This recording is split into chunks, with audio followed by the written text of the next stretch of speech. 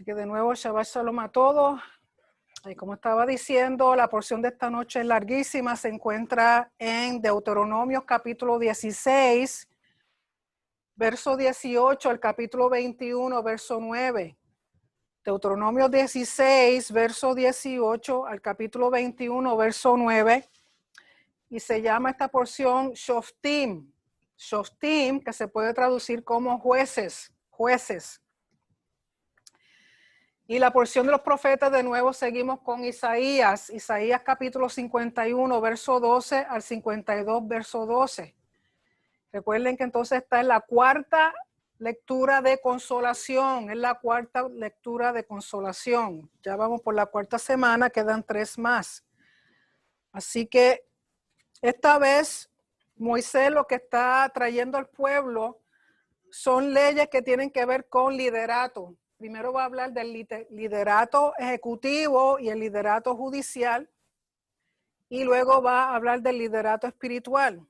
¿Okay? En términos de judicial son los jueces y los oficiales, que podrían llamarse también lo que para nosotros sería la policía. ¿Okay?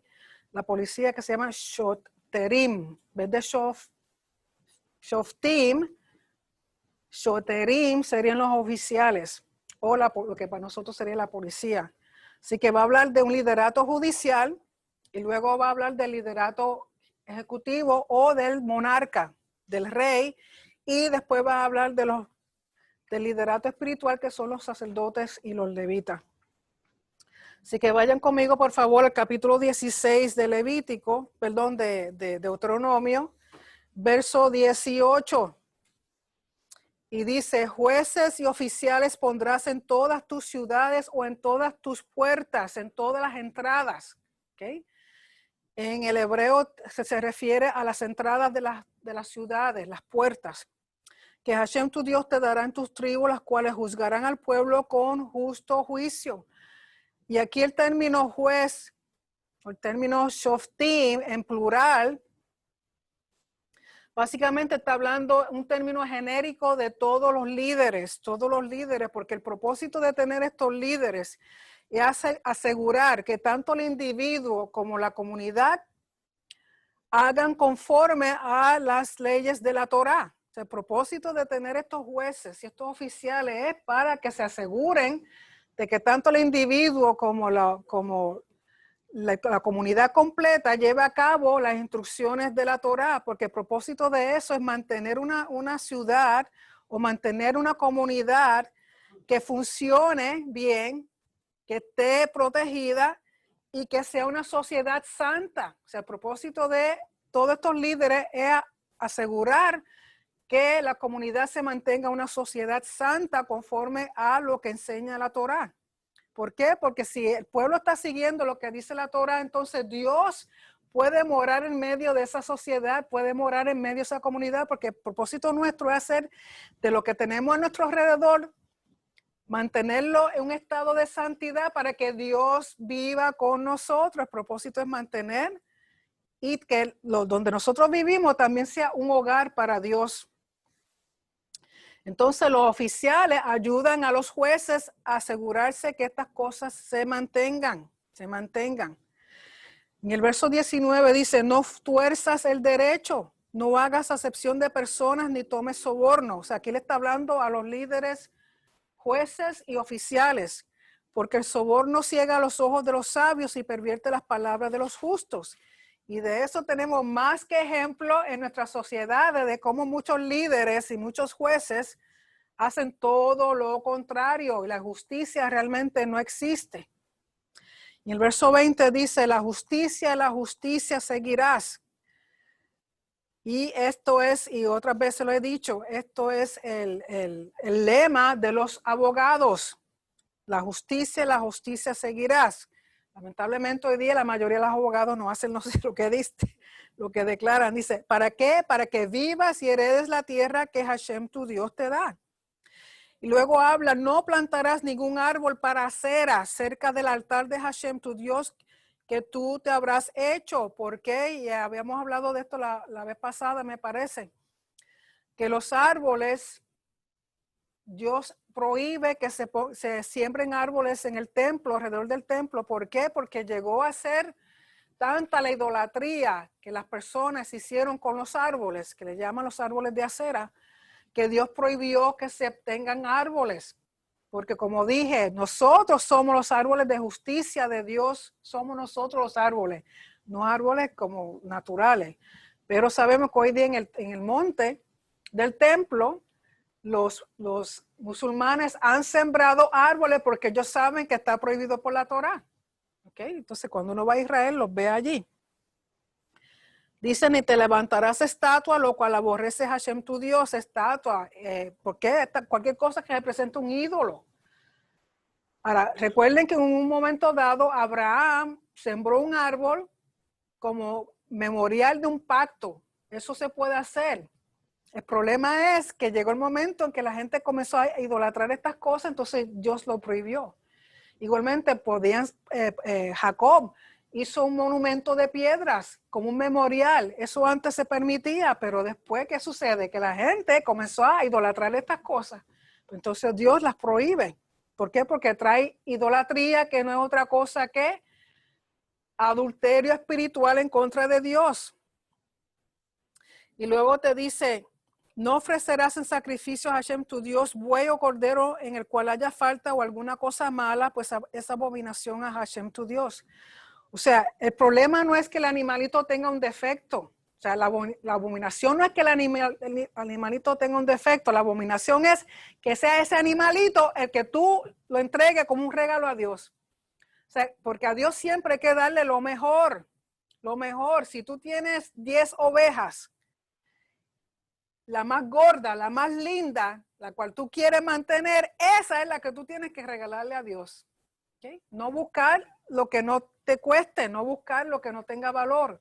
A Dios siempre se le da lo mejor. Por lo tanto, cuando dice que no le des nada que tenga un defecto, una falta, no es que el animal sea una abominación por eso, sino es el gesto tuyo de tú entregarle a Dios algo que no sea lo mejor. Dice, cuando se hallara en medio de ti en alguna de tus ciudades que Hashem tu Dios te da, hombre o mujer que haya hecho mal ante los ojos de Hashem tu Dios, traspasando su pacto, que hubiera ido y servido a dioses ajenos y se hubiera inclinado a ellos, ya sea el sol, la luna o todo el ejército del cielo, lo cual yo he prohibido, y te fuere dado aviso, y después que oyeres si hubieres indagado bien la cosa pareciere de verdad cierta, que tal abominación ha sido hecha en Israel, entonces sacarás a tus puertas al hombre o a la mujer que hubiera hecho esta mala cosa, sea hombre o mujer, y la apedrearás y así morirá. En otras palabras, la idolatría no es aceptada ante los ojos de Dios. Cualquier persona dentro del pueblo que idolatre un ídolo, que se postre, que le ore, que haga cosas así, es un indicio de que está rompiendo el pacto. Por lo tanto, eso es una traición y Dios dice que a esos individuos hay que darle muerte. ¿Por qué? Porque si se mantiene va a contaminar al resto de la población. Pero tienes que asegurarte, indagar si esto es cierto o no. Y te dice en el verso 6, por dicho de 2 o 3 testigos morirá el que hubiere de morir, no morirá por el dicho de un solo testigo. O sea, una sola persona no puede decir, pues mira, fulano de tal lo vi arrodillado ante un santo, un ídolo. Tienen que haber más testigos.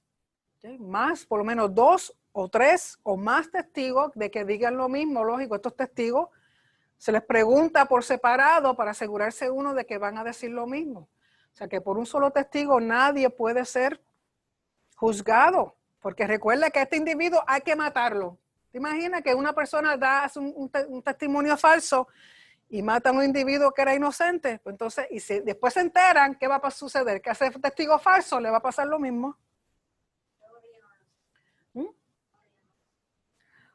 Hoy no se hace esto así porque no hay un Sanedrín, no hay un sistema judicial en Israel porque no hay un templo. El día que haya un Sanedrín en Israel, un Sanedrín oficial y haya un templo, pues entonces ya estas cosas se puede poner la Torá en efecto completamente todos los mandamientos y hacer conforme a como dice el mandamiento. Dice, la mano de los testigos caerá primero sobre él para matarlo y después la mano de todo el pueblo, así quitarás el mal de medio de ti. O sea que aquel que testificó de que estos individuos realmente cometieron idolatría en contra de Dios, que rompieron el pacto, son los primeros que tienen que apedrear a esos individuos. Y eso ayuda para aquel que viene a mentir, a ser testigo falso, no lo haga porque sabe que le va a suceder lo mismo si hace juicio falso. Y luego en el verso 8 en adelante le está hablando a los jueces. Dice, cuando alguna cosa te fuere difícil en el juicio, entre una clase de homicidio y otra, entre una clase de derecho legal y otra, y entre una clase de herida y otra, y en negocios de litigio en tus ciudades, entonces te levantarás y recurrirás al lugar que Hashem tu Dios te escogiere. Y vendrás a los sacerdotes levitas y al juez que hubiera en aquellos días y preguntarás, y ellos te enseñarán la sentencia del juicio. O sea que los que son jueces, si algo tienen duda en cómo hacer un juicio, en cómo determinar algo, estos individuos tienen que ir entonces al Sanedrín, que son las personas que Dios ha escogido para que interpreten la Torá y la lleven a cabo. Recuerden que el sistema judicial de Israel consistía de jueces locales.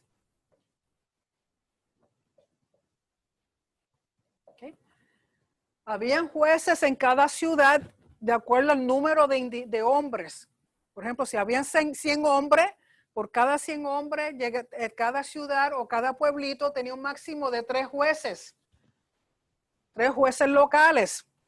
Si estos jueces locales no podían llegar a una determinación con respecto a un caso, ya fuera un caso civil o un caso religioso, entonces iban a lo que se llamaba el Sanedrín Catán. El Sanedrín Catán significa el Sanedrín más pequeño. Y estaba en Jerusalén y consistía de 23 jueces. ¿Okay?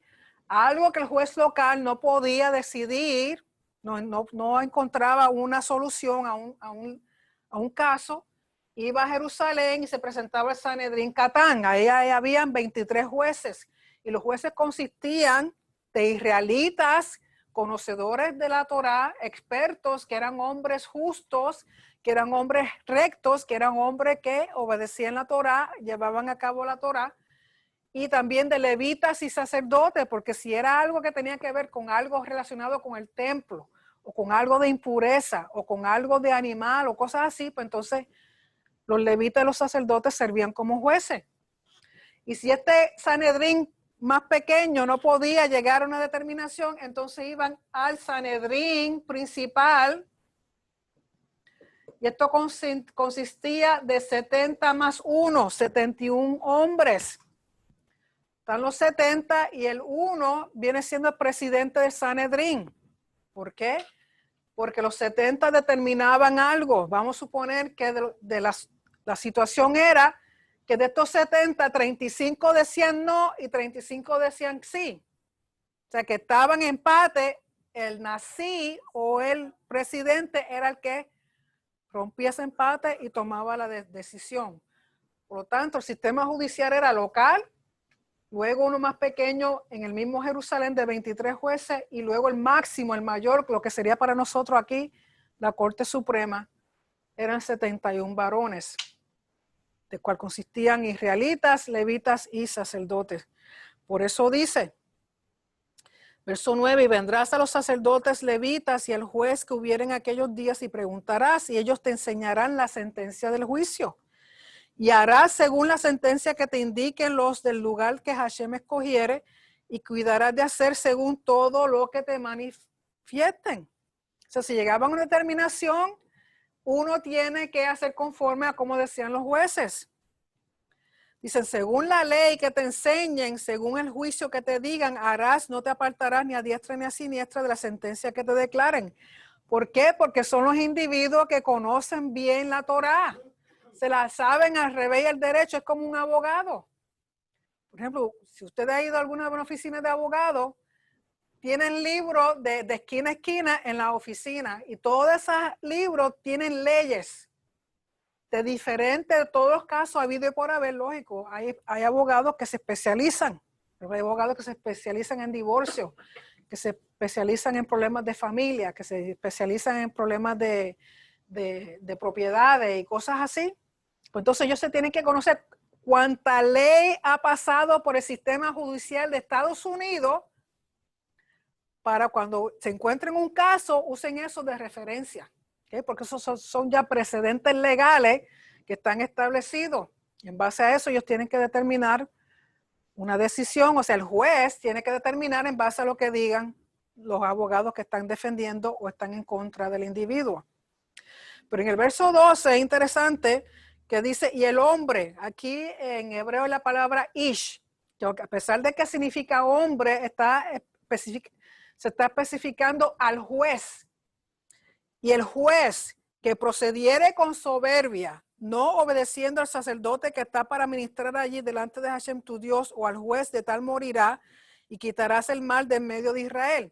En otras palabras, si alguno de estos jueces, vamos a suponer que el Sanedrín determinó algo, y hay un juez que es del grupo que no es el Sanedrín, que es el grupo mayor, y vamos a suponer que el juez de Sanedrín Catán no esté de acuerdo con la decisión que tomó la Corte Suprema, y ese juez hace contrario a lo que determinó la Corte Suprema, ese juez dice aquí, se le considera rebelde y morirá. ¿Por qué? Porque tú no puedes ir en contra de lo que se ha establecido ya, porque tenemos que entender que estos hombres han sido escogidos y Dios le ha dado la autoridad para interpretar la Torá, todos los mandamientos y cómo aplicarlos en cada situación que un individuo traiga a la corte. Esto es simplemente con relación a la Torá, no tiene nada que ver con ninguna otra ley. Por ejemplo, cuando en el primer siglo vivía en Jerusalén, que estaban bajo dominio de Roma, si había un juicio o algún caso que tuviera que ver con las leyes de Roma, eso no se determinaba aquí, eso tenían que ir a la corte de los jueces de Roma. Esto es solamente para casos que tengan que ver con leyes de la Torá. ¿Okay? Fuera de eso, que no tuviera que ver con la Torá, si tenía que ver con las leyes de Roma, si tenía que ver con las leyes de comercio, si tenían que ver con las leyes de la economía, de lo que fuera, que no estuviera relacionado con la Torá, eso era llevado a otros jueces. ¿Okay? Esto solamente... Los romanos no podían meterse en esto.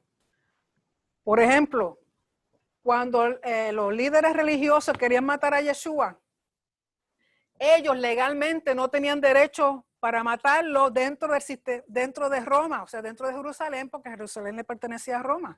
Por eso ellos fueron a donde el piloto ¿cómo está?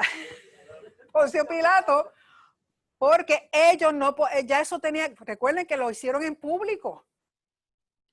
A Yeshua lo mataron y tenía que ser en público porque esa era la forma de matar en una cruz, en madero, era costumbre de los romanos, eso no era costumbre de los judíos. Y ellos, en este entonces, ellos no tenían ningún derecho legal a matar a nadie, aunque habían cosas dentro de la Torá que determinaban que ese era el caso. Ellos no podían, entonces por eso fueron a donde Poncio Pilato. Porque eso ya era jurisdicción de Roma, no de la Torá. Porque ellos lo presentaron a Yeshua, pero ellos no podían ponerle mano encima. ¿Quién le puso los clavos y quién lo puso en el madero? El romano, no fueron los judíos. Por lo tanto, dependiendo de la situación, era esto solamente para casos de la Torá. Dice, así que por lo tanto, cuando está hablando en el verso 12 del hombre, hace referencia de los jueces rebeldes que se iban en contra de las decisiones que hacía el Sanedrín. Y ese juez había que matarlo. ¿Por qué? Porque no se permitía rebeldía ni ir en contra de lo que dice la Torá. Por eso dice el verso 13, y todo el pueblo oirá y temerá y no se ensorbecerá. ¿Por qué? Porque eso lo que va a traer es caos. Caos. Y el propósito de estos jueces y estos líderes y estos oficiales, mantener el orden conforme a como dice la Torá. Y luego te habla, recuérdate que esto está hablando de líderes judiciales, ahora te va a hablar de la monarquía, del verso 14 al 20, te está hablando de si el pueblo decide establecer un rey. Y no es que Dios esté en contra de la monarquía, pero Dios le dice, si ustedes quieren un rey, tiene que ser un rey que yo escoja y que camine conforme a como dice la Torá.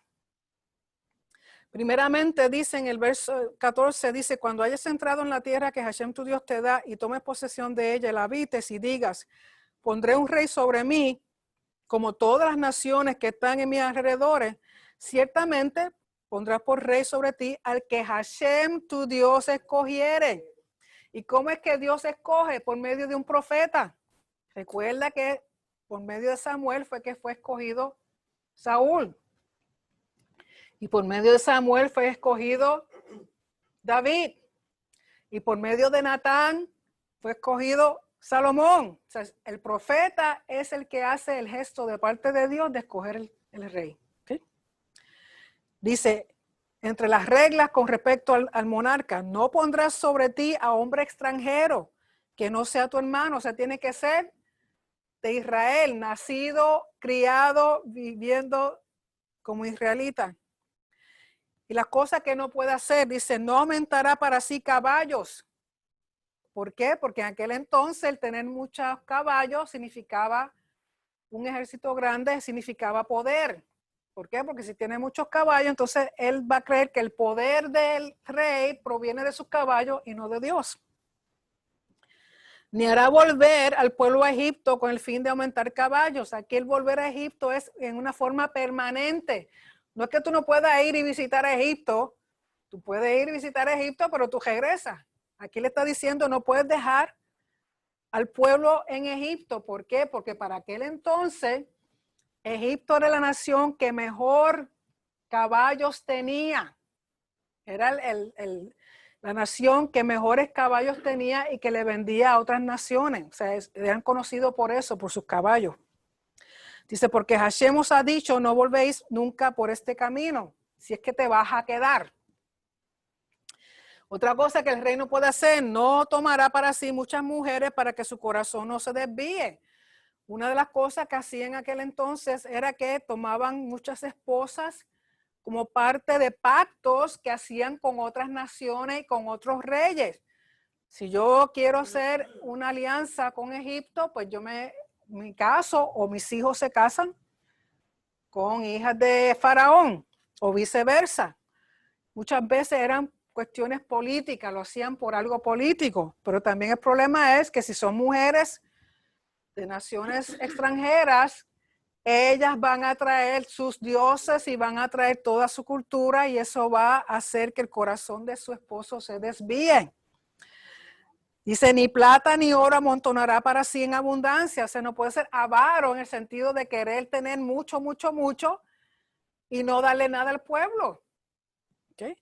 Y dice, y cuando se siente sobre el trono de su reino, entonces escribirá para sí en un libro una copia de esta Torá, del original que está al cuidado de los sacerdotes levitas. O sea que también, o sea, las cosas que no podía hacer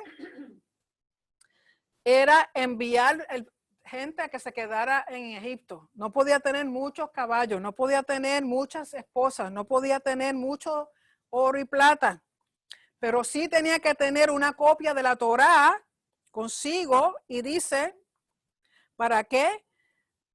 La tendrá consigo y leerá en él todos los días de su vida. Tiene que leer la Torá todos los días de su vida para que aprenda a temer a Hashem, su Dios, para guardar todas las palabras de esta Torá y estos estatutos para ponerlos por obra, que es lo que le decía la vez pasada, los 3 verbos. Leer aquí sería kará, el verbo kará. ¿Pero es para qué? Para irá, temer, shomer, guardar y asá, hacer. Esos son los 3 verbos que es para todo el mundo, incluyendo el rey. ¿Para qué? Para que no se eleve su corazón sobre sus hermanos, ni se aparte el mandamiento a diestra ni a siniestra, a fin de que prolongue sus días en su reino, él y sus hijos en medio de Israel. O sea que el rey va a mantener su reinado si sigue la Torá, porque la Torá lo va a mantener humilde. La Torá va a evitar que él no se vaya tras mujeres, tener muchas mujeres, tener mucho plata, tener muchos caballos, tener muchas cosas materiales y se olvide de dónde salió y quién lo puso ahí. Y sabemos que el ejemplo mejor de todo esto, que hizo todo lo contrario que está aquí, Salomón. El hombre más sabio del mundo, que Dios lo puso allí mismo, que lo bendijo tanto, llegó un momento en que hizo todo esto a lo contrario. Y ya sabemos cómo terminó el reino, dividiéndose por culpa de Salomón, que no fue hecho en el tiempo de Salomón. ¿Por qué? Por amor a David. Dios no lo hizo por amor a David, por la que murió Salomón, con el hijo de Salomón que quedó como rey, entonces el reino fue dividido. Así que tenemos ya los líderes judiciales, el rey, y ahora pasamos al liderato espiritual, que son los sacerdotes y levitas. Y aquí lo que está hablando es de que a los sacerdotes y levitas les corresponde unas porciones que es lo que los va a sostener.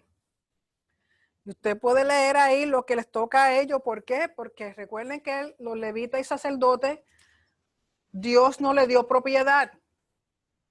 O sea, no le dio herencia en la tierra.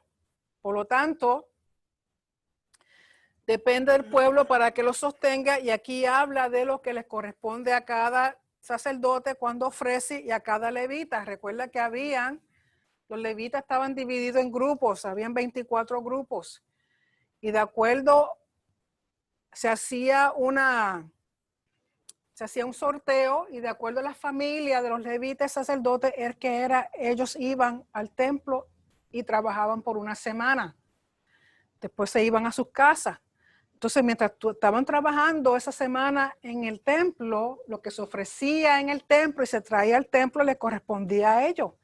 Y de eso ellos se llevaban cuando regresaban a su hogar para darle a sus hijos y a su familia. Y se repartían las cosas en una forma justa para que todos siempre estuvieran. ¿Okay? Eso es lo que habla del verso 1 al verso 8 del capítulo 18. Y luego habla del verso 9 en adelante sobre cosas que el pueblo no puede hacer. O sea, está hablando en contra de la idolatría de nuevo. Dice, cuando entres a la tierra que Hashem tu Dios te da, el verso 9 del capítulo 18, no aprenderás a hacer según las abominaciones de aquellas naciones. No sea hallado en ti quien haga pasar a su hijo, a su hija por el fuego, ni quien practique adivinación, ni agorero, ni sortílego, ni hechicero, ni encantador, ni adivino, ni mago, ni quien consulte a los muertos. Todo eso tiene que ver con idolatría. Y tiene que ver, por ejemplo, recuerden que los hijos eran sacrificados, las naciones sacrificaban sus hijos al dios Molec. Y muchas veces era para fertilidad o para buscar el favor de ese dios falso. Adivino, el problema con los adivinos es que ellos quieren adivinar el futuro. Si tú estás en manos de Hashem, tú no tienes por qué preocuparte por el futuro. El futuro está en las manos de él. No hay ningún adivino loco que venga a robarte los chavos y a decirte mentiras. Agorero, ¿qué es un agorero? Un agorero es que trata de conocer el futuro en base a las temporadas, a los tiempos. Si es verano, si es invierno, de acuerdo al cambio de las matas y de las flores, de las árboles, las cosas, tratan de adivinar. Un sortílego es aquel que usa las nubes para tratar de adivinar. El hechicero usa cosas que no son santas para tratar de conocer, o sea, tener un conocimiento más allá de la realidad, hace uso de cosas que no son, vamos a decir, muy santas. El encantador, el que usa animales cuando está haciendo sus encantos. Ustedes han visto en las películas el que está soplando una flauta y la culebra se levanta y no hace nada. Eso es un encantador, tiene que ver con animales. El mago, el problema del mago es usar poderes de oscuridad para tratar de lograr cosas. Y el de lo que es necromancia. Necromancia es cuando personas le hablan, tratan de conocer el futuro o situaciones hablándole aquí a los muertos, mire. Tratando de hablarle a los muertos. No sé, hay más loco que... Por lo tanto, Dios dice que si tú tienes una situación, tú tienes un problema, tú no sabes qué hacer, tú necesitas una guianza, tú necesitas un consejo, tú necesitas algo, Él te dice, no vayan buscando en estas personas. Dice, busca un profeta. Lógico, en aquel entonces los habían. Hoy día, yo, como les dije la vez pasada, si a alguien se le aparece y dice que es profeta, húyele, húyele.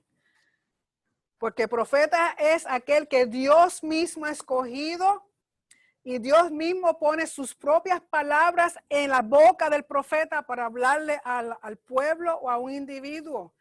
Y ese profeta jamás ni nunca te va a hablar en contra de lo que dice la Torah. Nunca. Entonces, para usted saber si lo que le está diciendo es cierto o no es cierto, usted tiene que conocerse la Torah.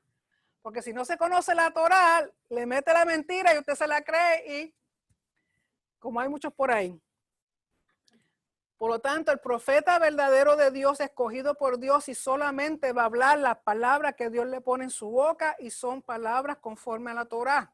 Fuera de eso no es. Por eso te dice, si tienes alguna necesidad, tienes una incertidumbre, tienes una duda, no sabes qué hacer con respecto a una situación, un problema, si se búscate un profeta. Pero hoy día vayan por en el verso 15 del capítulo 18 dice, profeta de en medio de ti, de tus hermanos como yo, te levantará Hashem tu Dios, a él oiréis. Moisés le está diciendo que va a haber un momento en que Dios mismo va a levantar un profeta parecido a Moisés, le dice, a él oiréis. ¿Quiénes ustedes creen que es ese profeta? Yeshua, el Mashiach. Vayan a Juan, el Evangelio de Juan, capítulo 6, verso 14. Evangelio de Juan. ¿Cómo es Juan? Yohanan. Juan 6, 14.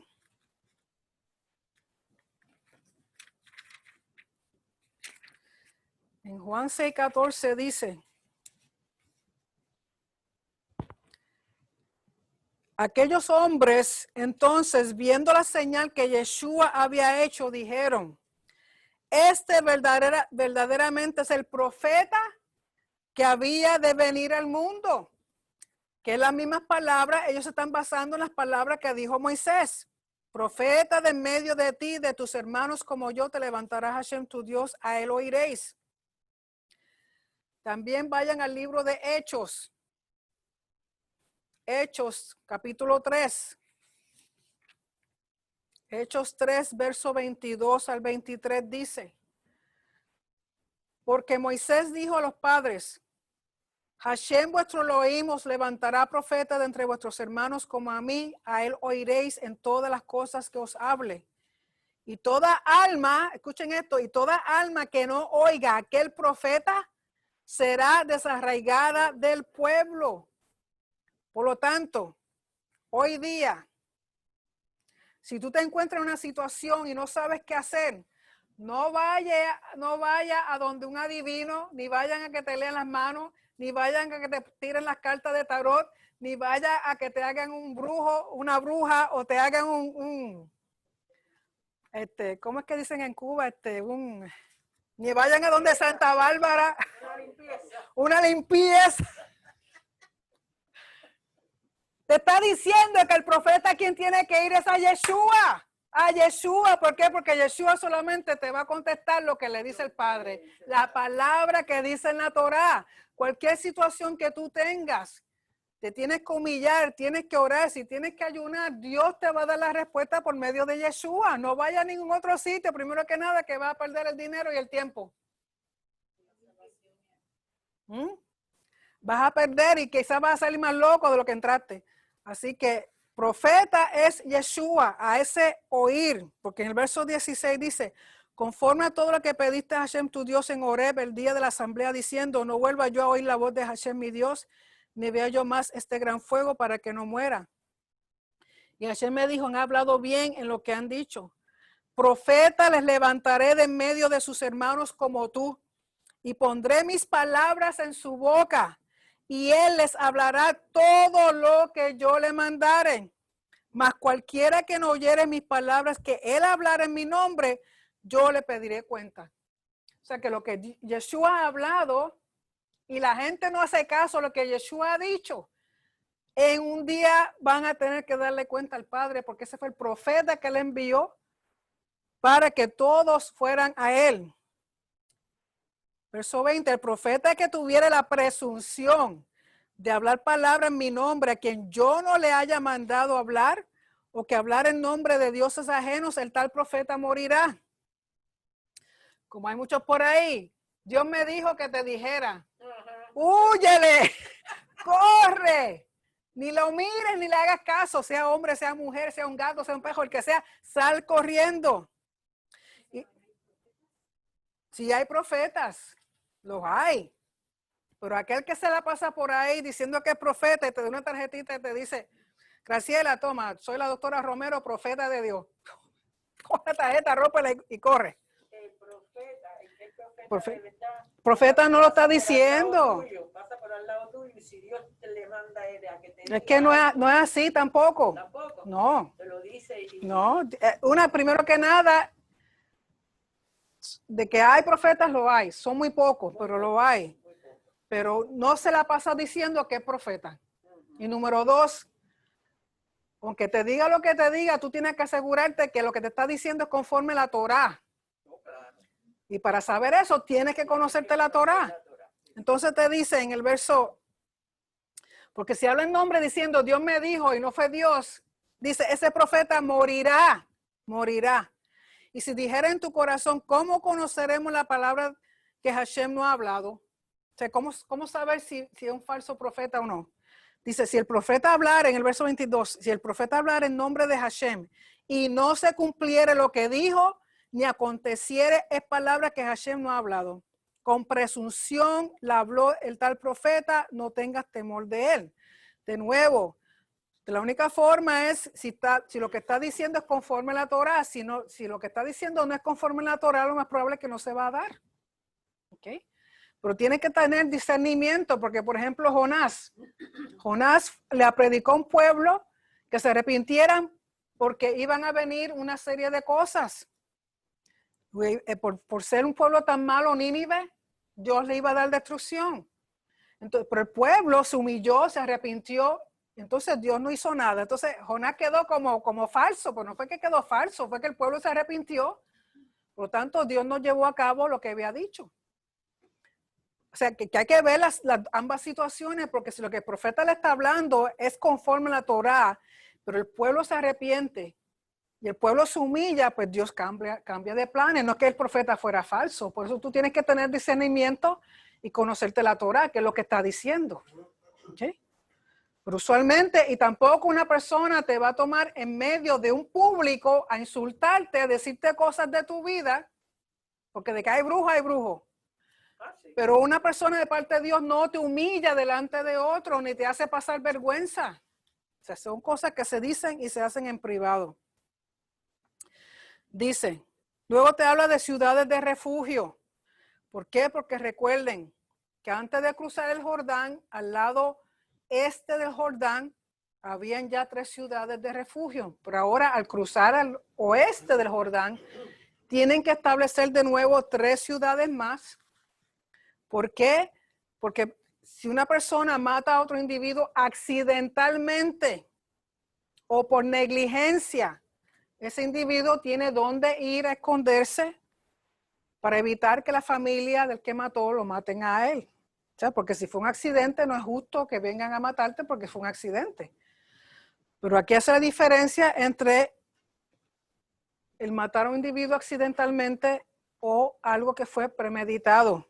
O sea, un asesinato con premeditación y alevosía, ese individuo tiene que ser juzgado, haber testigos y va a terminar en juicio y va a ser muerto, porque si mataste con intención, el pago es muerte. Pero si fue accidental, van a haber ciudades para que ese individuo se refugie y va a estar ahí por un tiempo. O sea, viene siendo un confinamiento temporero o parcial. hasta que el sumo sacerdote muera. En otras palabras, mataste sin querer, mataste accidentalmente, pero no vas a tener las libertades que tú tenías antes. Tienes que estar metido en esa ciudad y de ahí no te puedes salir. O sea, que hasta cierta forma es un castigo porque no te puedes salir de ahí. ¿Okay? Pero lo estás haciendo porque fue algo accidental o por negligencia.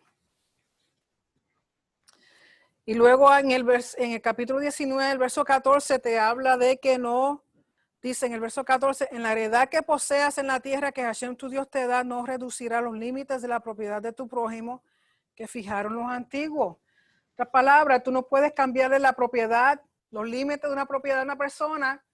Vamos a suponer, están los límites, tú vas a construir tu casa y te echaste un poquito más para el lado de tu vecino y moviste los límites. No puede hacer eso porque eso es propiedad del otro. Eso se llama usurpación. Te estás metiendo en un lugar que no te pertenece. ¿Y por qué mencionan eso en este momento? ¿Por qué? Porque por esas cosas matan a otros. Tú vienes y le mueves los límites de terreno de una persona.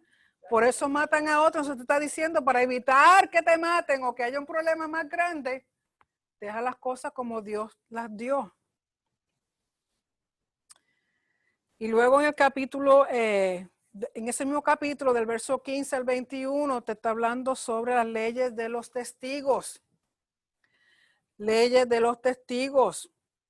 Y lo primero que te dice, que no se puede hacer juicio en base a un solo testigo. Tienen que haber dos o más. Y si un testigo habla falsamente de otro, ese testigo falso tiene que ser muerto. O sea, al testigo falso le tienen que hacer lo mismo que él quiso hacerle a la persona de quien habló falsamente. ¿Okay? Si por ejemplo alguien acusó a una persona, fulano de tal me robó $20 y se hace la investigación y resulta que no es así. Pues entonces el que habló falsamente, del que dijo que le robó, entonces tiene que él darle los $20 a quien dijo que le había robado. Se tienen que hacer con el testigo falso lo que él pensaba hacerle a la persona de quien habló falsamente. Y dice, verso 18, el capítulo 19, y los jueces inquirirán bien, y si aquel testigo resultare falso y hubiera acusado falsamente a su hermano, entonces haréis a él como él pensó hacer a su hermano, y quitarás el mal del medio de ti. Y los que quedaron oirán y temerán y no volverán a hacer más una maldad semejante en medio de ti. Y no le compadecerás vida por vida, ojo por ojo, diente por diente, mano por mano, pie por pie. Eso es en términos de equivalencia monetaria. ¿Okay? Aquí es, si alguien viene y te daña una mano, te da con un martillo, te daña la mano, no es que tú vengas, entonces coja un martillo y le haga lo mismo a la persona, sino que ese individuo que te hizo ese daño físico te tiene que pagar el valor de esa mano. O sea, tienen que hacer un pago en términos de finanzas, de monetario. Vamos a suponer que aquí Graciela, el trabajo de ella es coser. ¿Sí? Coser. Vengo yo y me da coraje con ella y le doy en la mano y le rompo la mano y le queda la mano que no le sirve para nada más. Conforme a esta ley, como ya no puede trabajar, me toca a mí mantenerla y sostenerla a ella en lo que resuelve la situación. Ese es el castigo mío por hacerle daño a ella y le he quitado su forma de vivir, o sea, su salario. Entonces yo tengo que responder en términos de finanzas. Por eso dice ojo por ojo, diente por diente. No es que si yo le tumbo el diente a alguien, me tumban el mío. Tengo que darle el valor. Y esto se hace en base a jueces. El juez determina cuánto vale la mano de Graciela, o cuánto vale el diente de Ela, o cuánto vale el zapato de Iván. ¿Ok? Entonces se hace una equivalencia, o sea, igual, un valor equitativo. Ni más de lo que vale, ni menos de lo que vale. Tiene que ser justo. Recuerden que todo lo que está hablando aquí Moisés son leyes de justicia. Todo tiene que ver con justicia. El capítulo 20 te habla de las leyes con respecto a la guerra. Y esta guerra, cuando te habla aquí, te dice, cuando salgas a la guerra contra tus enemigos, si vieres caballos y carros y un pueblo más grande que tú, no tengas temor de ellos, porque Hashem tu Dios está contigo, el cual te sacó de tierra de Egipto. Y cuando se acerquéis para combatir, se pondrá en pie el sacerdote y hablará al pueblo. Recuerden que este es lo que se llaman el sacerdote ungido para guerra, que en hebreo es el Meshuach Milhamá. Meshuach Milhamá, el sacerdote ungido para guerra. El sacerdote va con ellos a la guerra y dice, el sacerdote le habla a los soldados, a los varones, le dice, oye Israel, vosotros os juntáis hoy en batalla contra vuestros enemigos. No desmaye vuestro corazón, ni temáis, ni os azoréis, ni tampoco os desalentéis delante de ellos, porque Hashem vuestro Elohim va con vosotros para pelear por vosotros contra vuestros enemigos para salvaros. Y los oficiales hablarán al pueblo diciendo, o sea, los oficiales son, como decir la policía, o en este caso los oficiales dentro del ejército. Hablarán con ellos y le dirán, ¿quién ha edificado casa nueva? O sea, van a poner una serie de ejemplos que realmente lo que está tratando de evitar es que si hay alguien que tiene miedo de ir a guerra, que no vaya a ser que a mitad de guerra le dé tanto miedo que también influya en los demás y todo el mundo salga corriendo. ¿Okay? Es evitar eso. Dice, aquel que haya edificado casa nueva y no la ha estrenado, vaya y vuélvase a su casa, no sea que muera en batalla y algún otro la estrene. ¿Por qué? Porque una casa nueva es una bendición. Pues entonces le está diciendo, no te prives de la bendición. Si tienes una casa nueva, pues ve y disfrútala. O ha plantado una viña y no ha disfrutado de ella, vaya y vuélvase a su casa. ¿Por qué? Porque es la bendición de la viña, que disfrute la bendición de la viña. Y quien se ha desposado con mujer y no la ha tomado, vaya y vuélvese a su casa, no sea que muera en batalla y alguno otro la tome. Aquí hace diferencia del que está casado, o sea, porque según conforme al judaísmo, un hombre casado, recién casado, ese primer año de matrimonio no puede ir a guerra. Aquí es aquel que está desposado. ¿Okay? Si está desposado, tampoco puede ir a guerra, no es el que muera y nunca se casó. Pero si hay un hombre casado, ya ese está exento de ir a guerra. ¿Okay? No se le pide que vaya a guerra porque por un año, ese primer año de matrimonio, en el judaísmo, la luna de miel es un año completo. ¿Okay? Se le da al esposo y a la esposa un año para disfrutar uno del otro.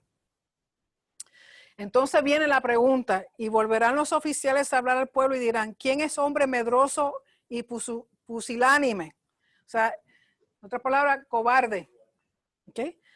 No hacen esa pregunta primero, ¿para qué? Para no ponerlo en vergüenza, porque vamos a suponer que la persona realmente tiene miedo, pues entonces se va a meter en uno de los grupos que dice, o tiene casa nueva, o tiene un viñedo, o está recién casado, o está desposado. ¿Okay? Pues entonces, para evitar la vergüenza, ¿verdad? De tener que decir, no, yo tengo miedo. Entonces, primero hacen todos esos comentarios, esas preguntas, y luego, último, preguntan a aquel que tiene miedo. Vaya y vuélvase a su casa y no apoque el corazón de sus hermanos como el corazón suyo. Y cuando los oficiales acaben de hablar al pueblo, entonces los capitanes del ejército tomarán el mando a la cabeza del pueblo. Y aquí están dando instrucciones. Estas instrucciones para pueblos que no son los pueblos de Canaán. ¿Okay? Son pueblos a los cuales Dios no le ha dicho, destruye completamente. Recuerden que los pueblos de Canaán, Israel tenía que destruirlos completamente. Estos son pueblos que están fuera de Canaán. Le dice, cuando te acerques a una ciudad para combatirla, le intimarás la paz. O sea, si ellos van a conquistar otra ciudad que no esté dentro de los de Canaán, antes de conquistarla, ir a guerra, tienen que pedirle paz. Se le ofrecen paz. Entonces dice, si respondiera en paz y te abriere todo el pueblo que en ella fuera hallado, te será tributario y te servirá. En otras palabras, si el pueblo dice, no queremos pelear, vamos a ser súbditos de ustedes. Entonces Israel conquista esa ciudad, no mata a nadie y son siervos de Israel. O sea, vienen siendo vasallos de Israel.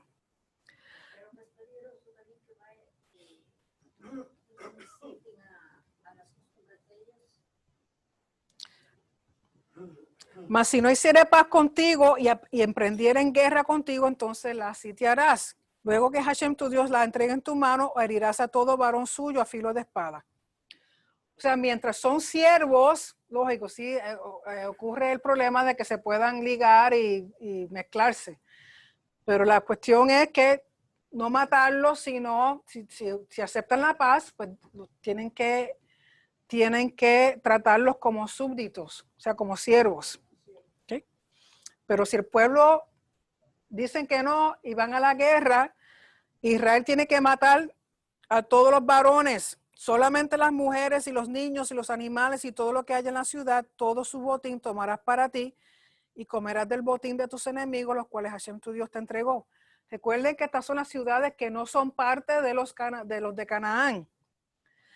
Verso 15, así harás todas las ciudades que estén muy lejos de ti, o sea, las que están más lejos de las tierras de Canaán, que no sean de las ciudades de estas naciones. Pero las ciudades de estos pueblos que Hashem tu Dios te da por heredad, o sea, la tierra que ellos van a conquistar como herencia, dice, ninguna persona dejará con vida a los cananeos. Y aquí te los nombra, te dice, sino que las destruirá completamente. Al eteo, al amorreo, al cananeo, al fereceo, al heveo, al jebuseo, a todos los feos, Hashem tu Dios te ha mandado. Esos son los que componen la tierra de Canaán. A esos no pueden dejar vivo a nadie, ni hombres, ni mujeres, ni niños, ni animales, nada. Todo hay que destruirlo porque eso se convierte en lo que es Jerem, que está, se le da a Dios para destrucción. Pero si son ciudades fuera de ese grupo de personas, le ofrecen paz. Si no quieren paz y pelean, pues entonces por lo menos todos los varones los tienen que matar. Las mujeres se pueden quedar con ellas, los niños, los animales, pero tienen que matar a los varones. Verso 18, para que no os enseñen a hacer según todas sus abominaciones que ellos han hecho para sus dioses y pequéis contra Hashem vuestro Dios. O sea, el problema son los cananeos, porque los cananeos eran tan y tan malos y eran tan idólatras que Dios los quiere desarraigar por completo. Por eso Israel tiene que matar a todas estas naciones. Dice, cuando sities alguna ciudad peleando contra ella muchos días para tomarla, no destruirás sus árboles, metiendo hacha en ellos, porque de ellos podrás comer. Y no los talará, porque el árbol del campo no es hombre para venir contra ti en el sitio. Mas el árbol que sepas que no lleva fruto, podrás destruirlo y talarlo para construir baluarte contra la ciudad que te hace la guerra hasta sojuzgarla. En otras palabras, cuando vas a pelear, vas a guerrear, vas a conquistar una nación, dice, no destruya los árboles frutales, porque te van a servir para alimentarte. Y además te dice, ¿qué daño te ha hecho un palo a ti, un árbol? ¿Para qué lo va a destruir? ¿Para qué va a destruir la naturaleza? Tu problema no es la naturaleza, tu problema es la gente. ¿Sí? Al menos que el árbol no dé fruto, pues entonces dice, puedo usar esa madera para otras cosas, pero no destruya lo que te va a dar vida. Y el capítulo 21 te habla de cuando dice expiación de un asesinato cuyo autor se desconoce. Aquí lo que está, de nuevo, recuerden que estoy tratando en nivel general, el tema general de esta porción es la justicia, la equidad, la rectitud en todos los aspectos del liderato, tanto liderato ejecutivo, judicial y espiritual. Entonces te dice, si en un pueblo alguien encuentra una persona que ha sido asesinada, o se sabe que la forma que murió fue un asesinato, pero no se sabe quién mató al individuo. Entonces hay un rito, tienen que hacer un ritual. Y este ritual consiste de lo siguiente. Dice que tienen que llamar a los ancianos y los jueces de esas ciudades. Recuerden que los jueces, cada ciudad tenía jueces, ¿okay? Por lo menos un mínimo de jueces de 3. Tienen que tomar los ancianos, los jueces saldrán y medirán la distancia hasta las ciudades que están alrededor del muerto. O sea, de donde está el muerto, van haciendo medidas para ver cuál es la ciudad más cerca de donde encontraron al individuo. Y el propósito no es tanto saber de qué ciudad es la más cercana, sino que según ellos van midiendo, le van dejando saber al pueblo que encontraron a un individuo que fue asesinado, que no saben quién lo mató, que van a hacer este rito, y eso da indicación de que luego van a ir a seguir investigando después del rito a ver si encuentran a quién mató a este individuo. Por lo tanto, cuando están regando esas noticias, si el que lo mató está en algún sitio, sabe que en algún momento lo van a encontrar. El propósito es tratar de ver si quien lo mató sale y confiesa o de alguna forma la gente lo consigue para que se haga justicia. Mientras tanto, no se sabe quién mató al individuo. Tienen que tomar, dice, una becerra que no haya trabajado, que no haya llevado yugo, parecida a la vaca roja. Y los ancianos de aquella ciudad traerán la becerra a un valle escabroso, que nunca haya sido arado ni sembrado, y quebrarán la cerviz de la becerra allí en el valle. O sea, tienen que romperle el cuello de tal manera que ese animal no se pueda comer porque no se mató en una forma kosher. ¿Okay? O sea, se mata el animalito, pero no se mata en una forma kosher. ¿Para qué? Porque no es un sacrificio, no es una ofrenda, ni es para comerse. Y quebrarán la cerviz de la becerra allí en el valle. Entonces vendrán los sacerdotes, hijos de Leví, porque a ellos escogió Hashem, tu Dios, para que les sirvan y para bendecir en el nombre de Hashem. Y por la palabra de ellos se decidirá toda disputa y toda ofensa. Y todos los ancianos de la ciudad más cercana al lugar donde fuere hallado el muerto lavarán sus manos sobre la becerra cuya cerviz fue quebrada en el valle. Y protestarán y dirán: nuestras manos no han derramado esta sangre ni nuestros ojos lo han visto. Perdona a tu pueblo Israel, al cual redimiste a Hashem, y no culpes de sangre inocente a tu pueblo Israel, y la sangre les será perdonada. O sea, porque encontraron a este individuo, no saben quién lo mató, y ellos confiesan, o sea, que ellos no tuvieron nada que ver con esa muerte, y para que queden básicamente libres de pecado en ese sentido. ¿Por qué? Porque se derramó sangre inocente. Dice, y tú quitarás la culpa de la sangre inocente de en medio de ti cuando hicieres lo que es recto ante los ojos de Hashem. Porque la tierra es evitar sangre inocente sobre la tierra. Entonces, como ellos no saben quién mató a este individuo, hasta en este rito tratando de compensar, pero, tanto la tierra escambrosa, donde hacen el ritual, y el animalito son símbolos del individuo que mataron. ¿Por qué?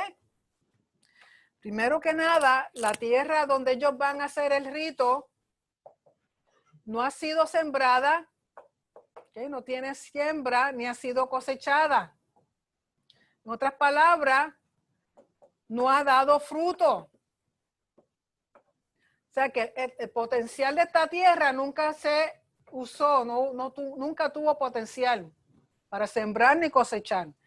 La vaca, también, que una vaca joven, nunca ha sido usada para trabajo, ¿okay? Nunca ha trabajado, no se le ha puesto un yugo y tampoco ha procreado, o sea, no se le dio la oportunidad de tener becerrito, ¿okay? Tampoco vivió su potencial. Lo que trato de decir es, lo que quiere decir es lo siguiente: cuando un individuo es asesinado, cuando un individuo es matado, tú le quitaste la oportunidad de llevar a cabo el potencial y la misión que Dios puso en esa vida. Se le cortaste el potencial y le cortaste lo que Dios había puesto en ese individuo para poder llevar a cabo el propósito y el rol de esa vida. O sea, tú acortaste la vida de ese individuo como la tierra que nunca dio un potencial, y como esa vaquita que tampoco se le dio la oportunidad de llevar a cabo su potencial como una vaquita. ¿Okay? Por eso estas cosas representan al individuo. O sea, esa vida fue cortada antes de tiempo. No se le dio la oportunidad de llevar a cabo su potencial. Que hasta cierto punto, en uno de los comentarios que estaba leyendo, es que el asesinato viene siendo el pecado ejemplo de los demás pecados. En otras palabras, el pecado, cuando una persona está pecando, le quita el potencial que Dios ha puesto en esa vida para llevar a cabo lo que Dios te puso en ti. O sea, el pecado te elimina o te limita el potencial que Dios puso en ti. que no llevas a cabo la misión que Dios puso en ti cuando te creó. Por lo tanto, el rito es una forma de tratar de compensar hasta cierto punto la vida de ese individuo que fue acortada antes de tiempo, en lo que, si es posible, se descubre quién realmente lo mató. O sea, el propósito es traer justicia y rectitud, porque eso es de lo que habla esta porción. Necesito simplemente 10 minutos que me den con respecto al mes de Elul. Y hablamos ya mismo de las preguntas de esta porción. Recuerden que acabamos de entrar en el mes de Elul. El mes de Elul en el calendario hebreo es el mes sexto, el número 6.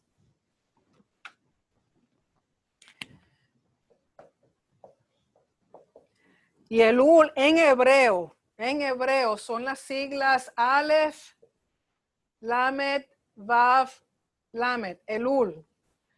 Y Elul son las siglas de Ani, Ledodi, Ve, Li, que significa yo soy de mi amado y mi amado es mío. Todo eso ahí. Esas son las siglas de ese verso. Yo soy de mi amado y mi amado es mío. Y Elul tiene que ver con Teshuva. Teshuva muchas veces lo traducen como arrepentimiento, pero es más que arrepentimiento, es regresar a Dios, es volver a Dios, volver al punto, a la fuente de vida. Y al volver a Dios es no volver a pecar, echar a un lado el pecado y confesar los pecados. O sea, el propósito es retornar. Entonces se dan 40 días desde el 1 de Elul hasta el día de Yom Kippur, son los 40 días. Entonces son 40 días en el cual nos estamos para prepararnos al día de Yom Kippur, el día de arrepentimiento, el día de expiación, el día en que todos los pecados son perdonados conforme a como dice la Torá. Es el día Yom Kippur. Recuerden que Yom Kippur es la fiesta nacional, es la temporada asignada, señalada de parte de Dios, en que viene la nación completa a confesar y a pedir perdón. Así que hemos entrado ya en los 40 días, a pesar de que es una luna nueva, un mes nuevo. Sé que en algún sitio lo leí, he tratado de encontrarlo y no lo encuentro. Esta luna nueva no se celebra. ¿Por qué? Porque entramos en un momento de arrepentimiento, un momento de introspección, un momento de mirarnos a nosotros, no al vecino, mirarnos a nosotros, mirar nuestro corazón, mirar nuestras acciones, mirar nuestros pensamientos de todo el año, desde el último Yom Kippur hasta este que viene en septiembre. ¿Septiembre? Sí, septiembre. Por lo tanto, son 40 días y conforme a la Torá, a lo que dice la Torá, en el mes de Elul, el día 1 de Elul, Moisés subió al monte por tercera vez a buscar las segundas tablas. Recuerdan que las primeras, cuando él bajó, se rompieron. Entonces Dios le pide que vuelva por la cuestión del becerro de oro. Moisés sube el 1 de Elul, el día 1 del mes de Elul, está 40 días y cuando baja es el día de Yom Kippur, el día de expiación. ¿Okay?